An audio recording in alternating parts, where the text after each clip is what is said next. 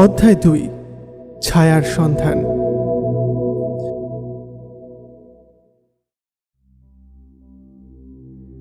সেদিনের পর থেকে বেশ কয়েকদিন কেটে গেছে। ঈশান তার কাজে ব্যস্ত হয়ে পড়েছে। গবেষণা, রিপোর্ট লেখা, ইন্টারভিউ নেওয়া, এইসবের মধ্যেই দিন কেটে যাচ্ছিল। কিন্তু ব্যস্ততার মধ্যেও মাঝে মাঝে এক মুহূর্তের জন্য তার মনে পড়ে যাচ্ছিল সেই সন্ধ্যাটা, সেই কথোপকথন আর সেই এক কাপ চা। একদিন রাতে ঈশান তার ডেস্কে বসে কাজ করছিল। গবেষণার তথ্য সংগ্রহ করতে গিয়ে হঠাৎ একটু বিরতি নিল। ইউটিউবে বাংলা লোকগীতি শুনতে শুরু করল। কিছুক্ষণ পর অটোপ্লে অন থাকার জন্য তোমার ঘরে বসত করে কয়জনা গানটা বেজে উঠল।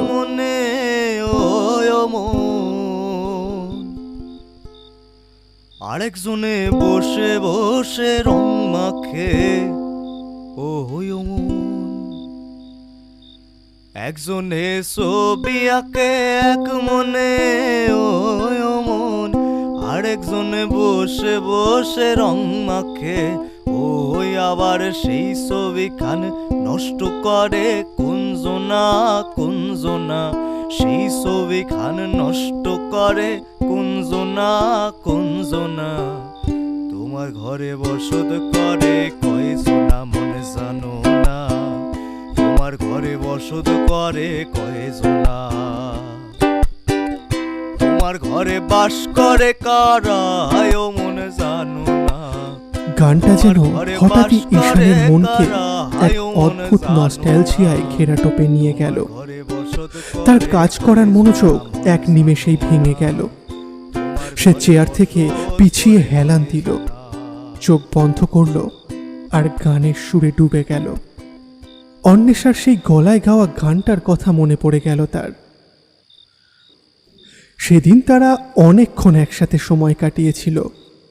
অন্বেষার হাসি, তার চোখের ভাষা, তার আত্মবিশ্বাসী অথচ কোমল কণ্ঠ, সব কিছু যেন মনে পড়ে যেতে লাগলো। যদি সেদিন আমি অন্বেষার নাম্বারটা নিয়ে আসতাম, তাহলে আজ তাকে খুঁজে পাওয়া কতই না সহজ হতো। কিন্তু সঙ্গে সঙ্গেই আরেকটা ভাবনা মাথায় এলো। এভাবে বিনা কারণে কারোর নাম্বার চাওয়া কি ঠিক হতো? হয়তো অন্বেষা ভুল বুঝতো। তবুও মনকে শান্ত করতে পারল না ঈশান। তার মনে হতে লাগলো সে যদি আবারও অন্বেষার সাথে দেখা করতে পারত। কিন্তু কিভাবে? না আছে মোবাইল নম্বর, না জানা আছে সে কোথায় কাজ করে, না জানা আছে তার বাড়ির ঠিকানা। তারপরও এরকম অদ্ভুত আশা তার মনে উকি দিল, যদি আবার তাদের দেখা হয়ে যায়। ঈশান ভাবল হয়তো আবার গিরিশ পার্ক মেট্রো স্টেশনের কাছে গেলে সে আবার অন্বেষার দেখা পেতে পারে। হতে পারে সে আবার কোনো কাজে এই জায়গায় এসেছে, নাকি সে প্রতিদিন সেই পথ দিয়েই যায়। ঈশান জানে না। তবুও সে ঠিক করল পরের দিন সন্ধ্যায় গিরিশ পার্কে যাবে। হয়তো কপাল ভালো হলে আবারও সেই পরিচিত কণ্ঠস্বর শুনতে পাবে, আবারও একসাথে এক কাপ চা খাওয়ার সুযোগ হবে। যেই ভাবা সেই কাজ। পরের দিন সন্ধ্যাবেলায় ঈশান সোজা গিরিশ পার্ক মেট্রো স্টেশনে গিয়ে পৌঁছল। স্টেশন চত্বরের চায়ের দোকানগুলোতে ভিড় তখনও জমজমাট। সে প্রথমে একটা চায়ের দোকানে বসল, তারপর একের পর এক 4-5 কাপ চা খেয়ে সময় কাটিয়ে দিল। একবার স্টেশন চত্বরে হাঁটল, একবার পাশের গলিগুলোয় উকি দিল, সোনাগাছির গলির দিকেও খানিকক্ষণ পায়চারি করল। যদিও জানতো যে অন্বেষার সঙ্গে সেই জায়গার কোনো সম্পর্ক নেই, তবুও তার মনে হয়েছিল হয়তো আবার হঠাৎ করেই কোথাও দেখা হয়ে যাবে। কিন্তু সেদিন আর অন্বেষার দেখা পেল না ঈশান। সময় গড়িয়ে রাত 10টা বেজে গেল। স্টেশনের আলো একটু মলিন হয়ে এসেছে। পথ চলতি মানুষের ভিড়ও কমে আসছে অনেকটা। অবশেষে হতাশ মনেই ঈশান বাড়ির পথ ধরল। এভাবে টানা 4-5 দিন ঈশান সন্ধ্যার পর গিরিশ পার্ক মেট্রো স্টেশনের সামনে এসে অপেক্ষা করল। প্রতিদিন একই রুটিন, 1 কাপ চা, 2 কাপ চা, 3 কাপ চা খাওয়া, রাস্তার মোড়ে দাঁড়িয়ে অপেক্ষা করা, স্টেশনের সিঁড়িতে বসে থাকা, মাঝে মাঝে সোনাগাছির গলির ভেতরে ঢু মারা, আবার ফিরে এসে মেট্রোর গেটের সামনে দাঁড়িয়ে থাকা। কিন্তু প্রতিদিনই তাকে খালি হাতে ফিরে যেতে হলো। দিনের পর দিন অপেক্ষার পর ঈশানের মনে একটা প্রশ্ন আসতে শুরু করলো। সে কি ভুল জায়গায় খুঁজছে? অন্বেষা তো বলেছিল সে শ্যামবাজারে থাকে। যদি সে প্রতিদিন গিরিশ পার্ক মেট্রোর বদলে শ্যামবাজার মেট্রো স্টেশনে যেত, তাহলে কি তার খোঁজ পাওয়া যেত? এই ভাবনাটা আসতেই ঈশান স্থির করল এবার সে শ্যামবাজার মেট্রো স্টেশনে যাবে। কিন্তু একসঙ্গে আরেকটা দ্বন্দ্বও জন্ম নিল মনে। এত বড় কলকাতা শহরে এই ভয়ানক ভিড়ের মধ্যে একজন মানুষকে খুঁজে পাওয়া কি আদৌ সম্ভব? লজিক বলছিল না, এটা অসম্ভব। কিন্তু মন তো আর চুক্তি মানে না।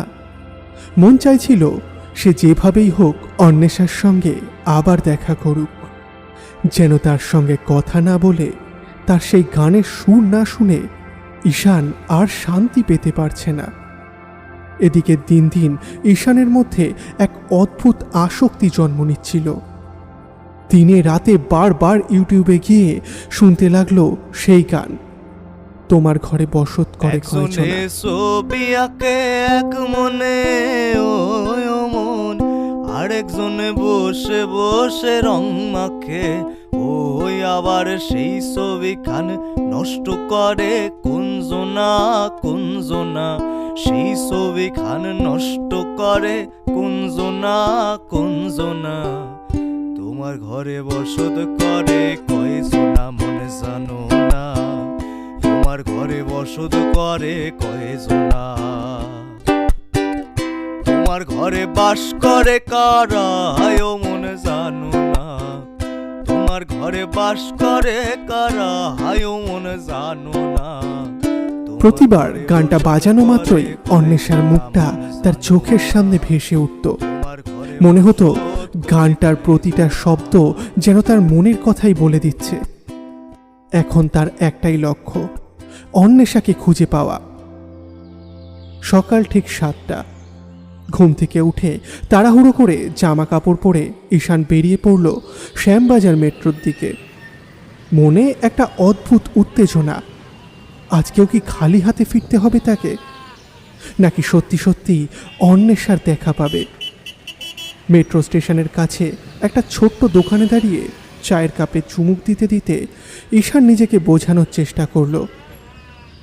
অন্বেষা কোথায় থাকতে পারে? সে কি প্রতিদিন সকালে মেট্রো ধরে? যদি ধরেই নেই, তাহলে কোন সময়? কোনো উত্তর নেই, শুধু একটা অনিশ্চিত আশা নিয়ে সে অপেক্ষা করতে লাগলো। সকাল 8টা বাজতেই মেট্রো স্টেশনে অফিস যাত্রীদের ঢল নামল। ঈশান স্টেশনের ভিতরে ঢুকে পড়ল। প্রতিটি মেট্রোর কামরায় দরজার সামনে দাঁড়িয়ে লোকজনের মুখ স্ক্যান করতে লাগলো। অন্বেষা, তুমি কোথায়? একটি বার, শুধু একটি বার সামনে এসো প্লিজ।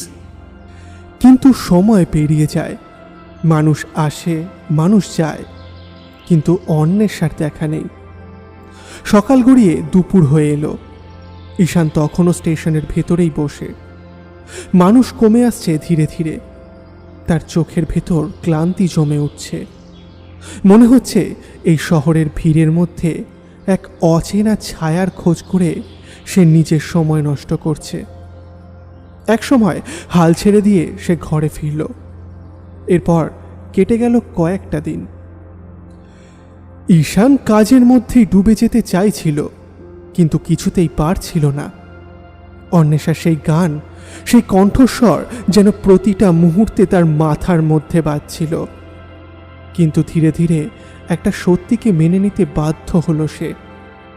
অন্বেষাকে আর খুঁজে পাওয়া সম্ভব নয়। হয়তো অন্বেষা আমার জন্য নয়, হয়তো আমাদের পথ আলাদা। এইভাবেই 10-12 দিন কেটে গেল। সেদিন বিকেলে ঈশান বাংলা একাডেমি গিয়েছিল। মাথা ঠান্ডা করতে পুরনো বইয়ের ঘ্রাণ নিতে গিয়েছিল, কিন্তু তার মন তখনও কোথাও আটকে আছে। বাংলা একাডেমির পাশে চায়ের দোকানের সামনে একটা বড় গাছের নিচে বসে চা খাচ্ছিল সে। হঠাৎ দূর থেকে ভেসে এলো এক পরিচিত সুর। ছবি আঁকে এক মনে ওই মন, আরেকজন বসে বসে রং মাখে ওই মন। একজনে ছবি আঁকে এক মনে ওই মন, আরেকজন বসে বসে রং মাখে ওই মন।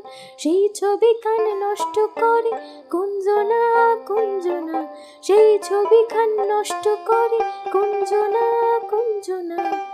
তোমার ঘরে বসত করে কয়জনা মন জানো না, তোমার ঘরে বসত করে কয়জনা। এটা তো অন্বেষার গলা। সেই মুহূর্তেই উঠে দাঁড়ালো। চায়ের কাপ হাত থেকে পড়ে গেল মাটিতে। সন্ধ্যার হালকা আলোয় চোখ ঘোরাতেই দেখতে পেল কয়েক হাত দূরে এক মেয়ে দাঁড়িয়ে আছে। পিছন ফিরে আছে সে, কিন্তু ঈশান নিশ্চিত এটা অন্বেষা।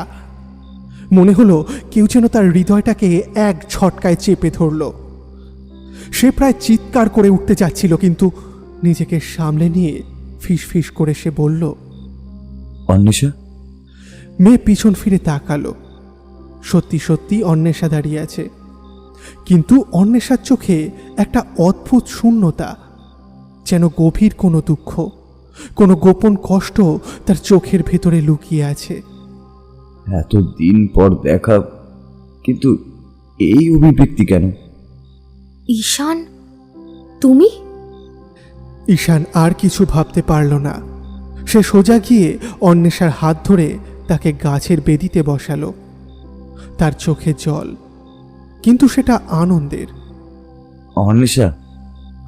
ওরা এক কাপ করে চা অর্ডার করলো।